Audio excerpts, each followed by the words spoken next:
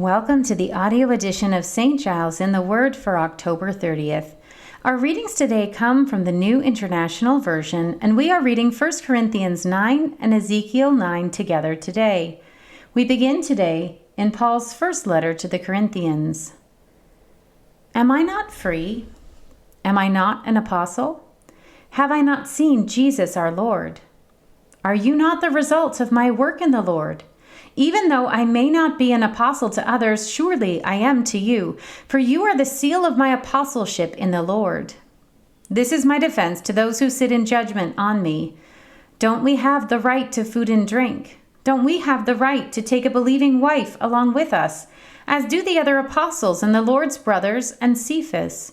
Or is it only I and Barnabas who lack the right to not work for a living? Who serves as a soldier at his own expense? Who plants a vineyard and does not eat its grapes? Who tends a flock and does not drink the milk? Do I say this merely on human authority? Doesn't the law say the same thing? For it is written in the law of Moses, "Do not muzzle an ox while it is treading out the grain." It is about oxen that God is concerned? Surely he says this for us, doesn't he? Yes, this was written for us, because whoever plows and threshes should be able to do so in the hope of sharing in the harvest. If we have sown spiritual seed among you, is it too much if we reap a material harvest from you? If others have this right of support from you, shouldn't we have it all the more? But we did not use this right. On the contrary, we put up with anything rather than hinder the gospel of Christ. Don't you know that those who serve in the temple get their food from the temple, and that those who serve at the altar share in what is offered on the altar? In the same way, the Lord has commanded that those who preach the gospel should receive their living from the gospel. But I have not used any of these rights, and I am not writing this in hope that you will do such things for me, for I would rather die than allow anyone to deprive me of this boast. For when I preach the gospel, I cannot boast, since I am compelled to preach. Woe to me if I do not preach the gospel! If I preach voluntarily, I have a reward. If not voluntarily, I am simply discharging the trust committed to me. What then is my reward?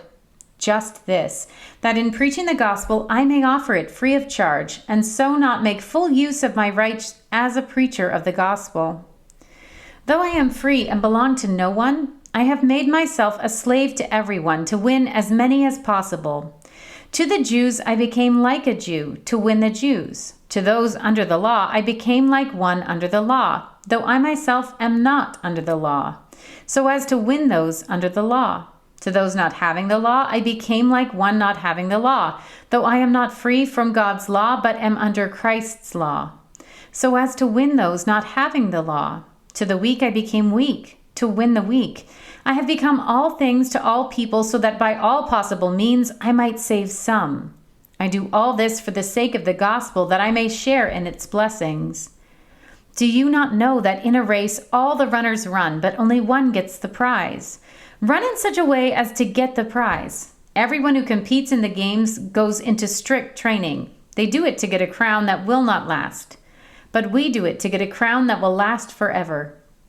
Therefore, I do not run like someone running aimlessly. I do not fight like a boxer beating the air. No, I strike a blow to my body and make it my slave, so that after I have preached to others, I myself will not be disqualified for the prize. We turn now to Ezekiel 9. Then I heard him call out in a loud voice, "Bring near those who are appointed to execute judgment on the city, each with a weapon in his hand." And I saw 6 men coming from the direction of the upper gate, which faces north, each with a deadly weapon in his hand. With them was a man clothed in linen who had a writing kit at his side. They came in and stood beside the bronze altar.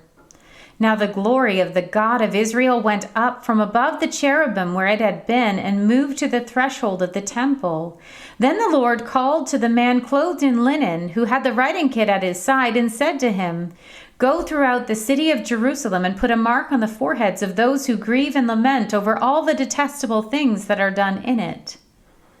As I listened, he said to the others, "Follow him through the city and kill, without showing pity or compassion. Slaughter the old men, the young men and women, the mothers and children, but do not touch anyone who has the mark. Begin at my sanctuary." So they began with the old men who were in front of the temple. Then he said to them, "Defile the temple and fill the courts with the slain. Go."